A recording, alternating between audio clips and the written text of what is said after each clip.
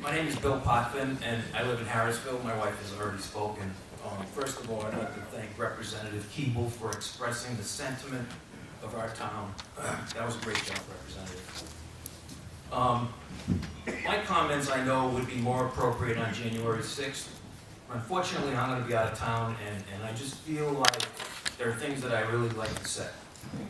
Since this project came to light, I've only missed a couple of meetings. I've attended dozens, with just about all of them having public comment. This is the first time that I'm speaking. My home is located on the end of a cul-de-sac, about 6 miles as the crow flies from the location of the power plant. My home is in a direct line from the proposed site to Woonsocket, which, as I'm sure you know, starts about 11 miles from the proposed site. Friends ask me why I'm so opposed to this project. It really won't have any effect on you, they tell me. Well, correct, as it relates to truck traffic and noise, but I breathe the air. I have a tomato garden in my yard. I draw my water from a well serviced by one of the large aquifers in Harrisville. I'll breathe it 24/7 when I'm home, and I'll drink it and eat it when it snows and rains and the pollution is carried to the ground. I will have the same exposure to this plant as all of you will. So let's talk for a second about the plant.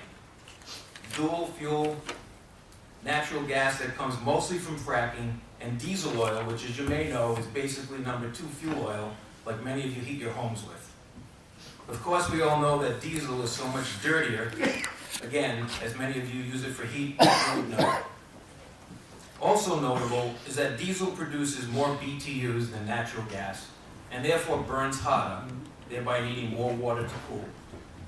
This is where the 1 million gallon plus of water usage a day comes from. For those of you who are not quite familiar with fracked gas, this natural gas is obtained from shale formations and requires pumping hundreds of thousands of gallons of water, sand, and chemicals into the ground to break apart rock and free the gas. Some of the water, along with large quantities of existing underground water, returns to the surface, and it can contain high levels of salt, drilling chemicals, heavy metals, and naturally occurring low-level radiation. These chemicals are contaminating groundwater and wells. Another issue with fracking, earthquakes. Oklahoma has experienced 1,904 earthquakes in the past 365 days. The state has admitted that the injection into deep underground wells of fluid byproducts from drilling operations is what's behind these quakes. So these issues are far away. How does it impact us? Well, Invenergy tells us that they will burn diesel for short periods of time, only when there is too much demand for gas and the supply is not adequate, or, they don't tell you this, throughout the year on and off to keep their 2 million gallon storage of fuel fresh. And by the way, you realize that 2 million gallons of oil with both turbines running will last around 4 days. They tell us that due to these supply issues, the bulk of the diesel usage will occur in the winter. And what they don't tell you is that they will build diesel when and if there is a disruption in the pipeline, like what occurred this past April when a Spectra pipeline exploded in Pennsylvania, affecting the Northeast. For the legal informed, this is called force majeure, an act of God, which can obviously cover other things as well. So here is the connection. How about if there are restrictions on fracking due to the issues I just outlined? If fracking is curtailed, the price of gas will go up. Maybe diesel will become more attractive. Can anyone say that things won't change with natural gas in the next 40 plus years? Maybe some of us won't be here, but what about our children and grandchildren? As bad as the natural gas pollution is, the pollution emitted from burning diesel fuel is much, much greater. And I am personally convinced there will be much, much more burning of oil over the course of the life of this plant than anyone would admit. Some say that we have the Ocean State Power Plant already in Burrillville, and I don't even know it's there. During the past 3 years worth of data that is available, this plant has had 10 of 12 quarters being in violation of the Clean Air Act. By the way, this plant is called a peaker plant. It only runs when there is a high demand for electricity. And my understanding is that it runs about 10 weeks a year. The Invenergy plant, at almost twice the size, will run 24 hours a day, 7 days a week. There will be a huge amount of pollution coming our way. I hope you all get to read Paul Roselli's letter with so much more detail on all of this that was posted today on Steve's site, RhodeIslandFutures.org. I hope you also get to attend his seminars where he will be able to answer questions and give you a lot more detail on this.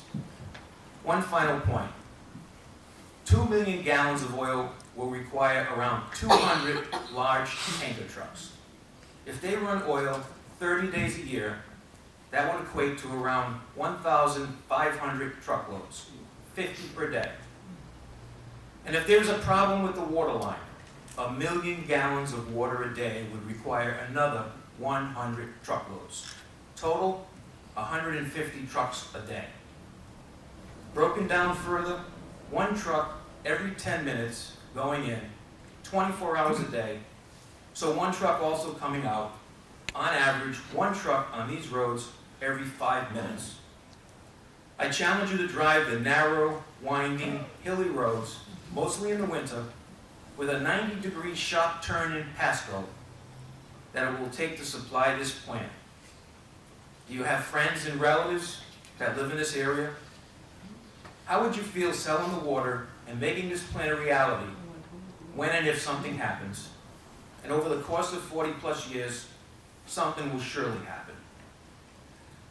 So I realize this is a lot of information, but it's just a small part of what we have learned over the past year plus.